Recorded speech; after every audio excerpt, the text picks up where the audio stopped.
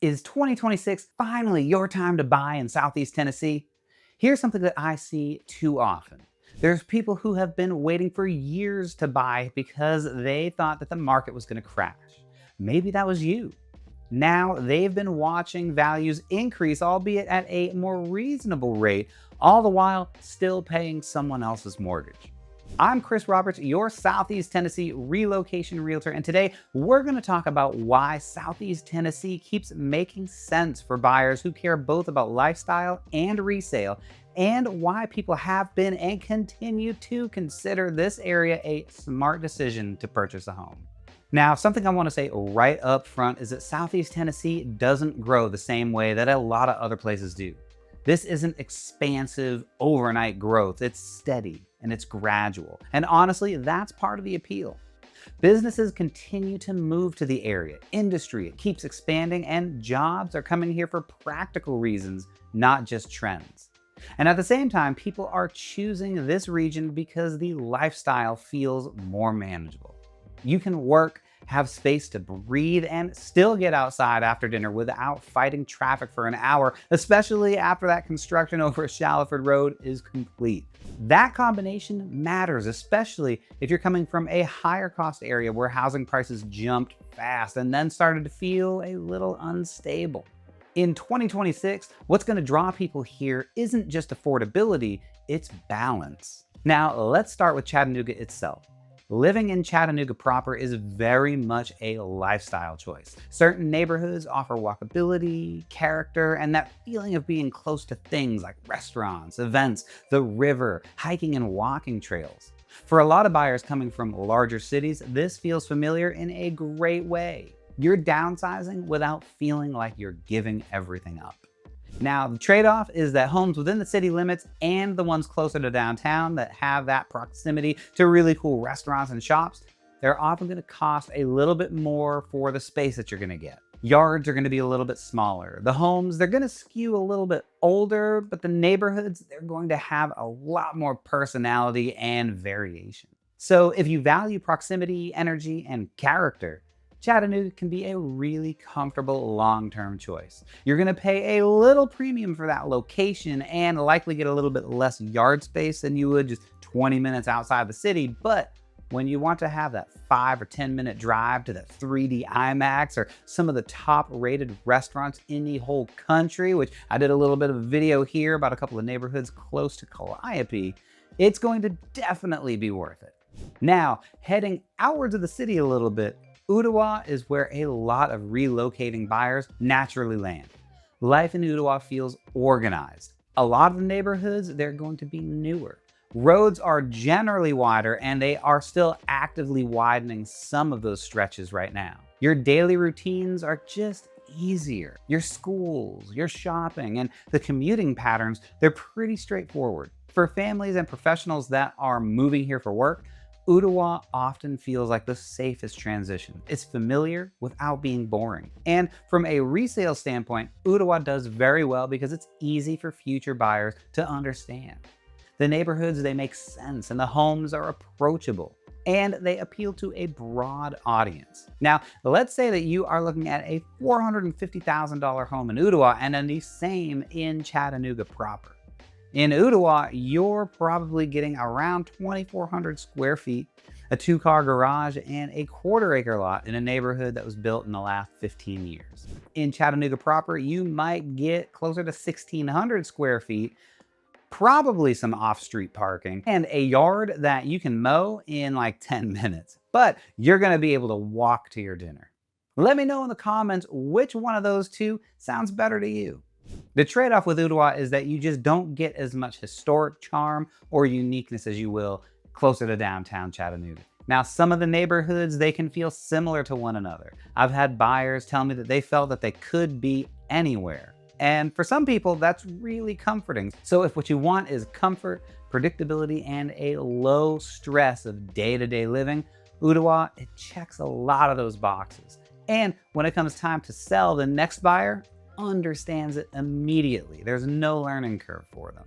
Now, if you've been watching me for any length of time, you know that I love it in Cleveland. Cleveland surprises a ton of people. I live here, and a lot of buyers that I work with didn't expect to love it as much as they do.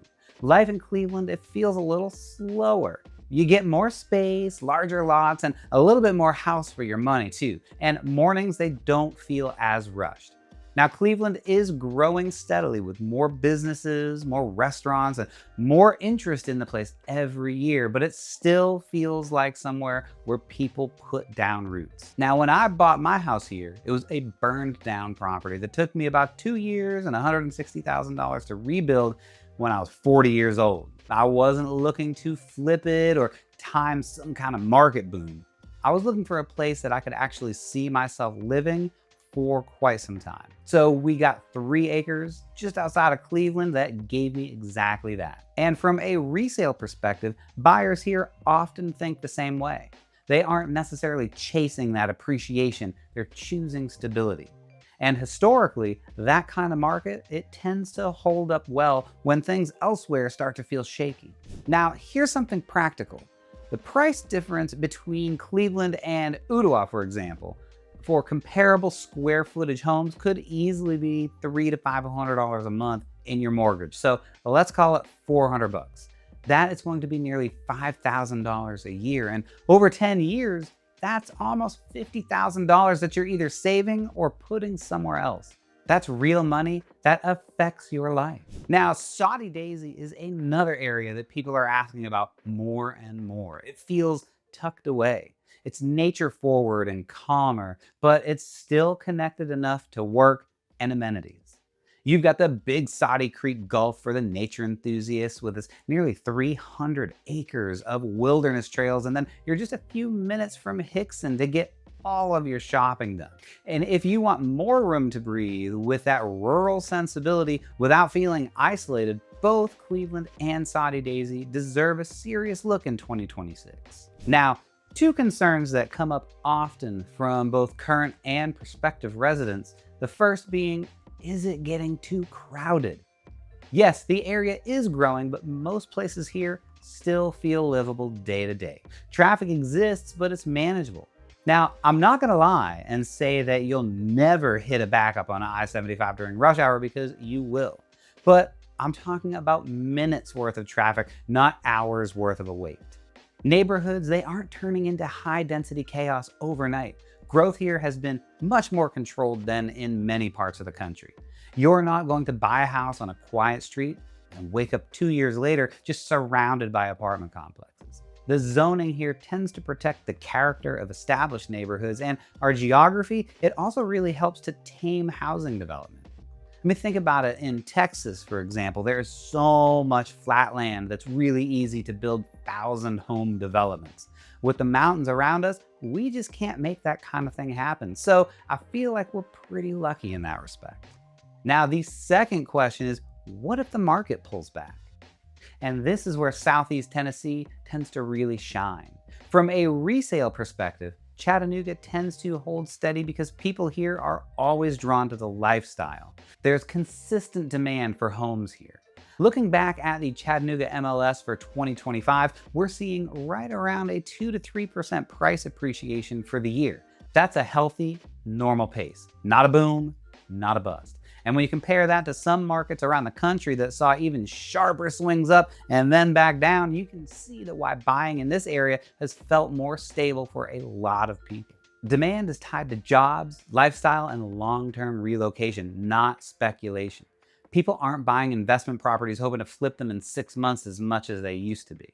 People are buying to live here. And the truth is, the safest approach has always been buying at a place where you would be okay living longer if you had to. If you buy something that you actually like in a place where your daily life works, resale becomes less stressful.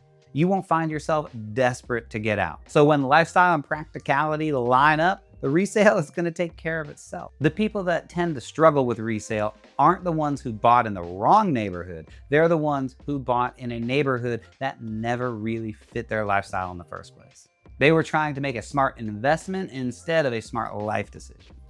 So, is this part of the country really right for you? Southeast Tennessee is going to be a great fit in 2026 if you're moving from a higher cost area and you want your housing payment to feel sustainable.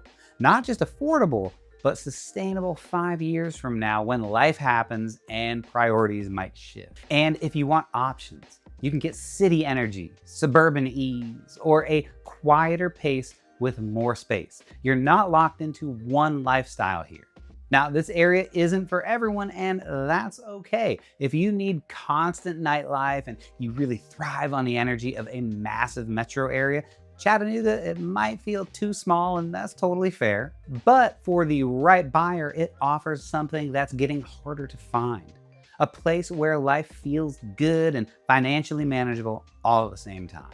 There's so much more nuance to this area than I can fit into one single video. Every neighborhood has got its own personality. And that's why I've put together a relocation guide that you can grab right down in the description. It's got information on neighborhoods, schools, healthcare, and the things that you'd want to know before moving here. And if you have specific questions about Chattanooga, Cleveland, Ooltewah, or anywhere in between, feel free to reach out. My number is right here on the screen in front of you. Every move is different. Every situation has details that matter, and I am always happy to talk it through. Not to sell you on moving here, but just to figure out if this place actually makes sense for your life. So the question really is the Chattanooga area the right place for me? If it is, you'll know. And if it's not, that's just as valuable to figure out right now. So go ahead and click that subscribe button so you don't miss another video about living your best life in Chattanooga and Cleveland, Tennessee.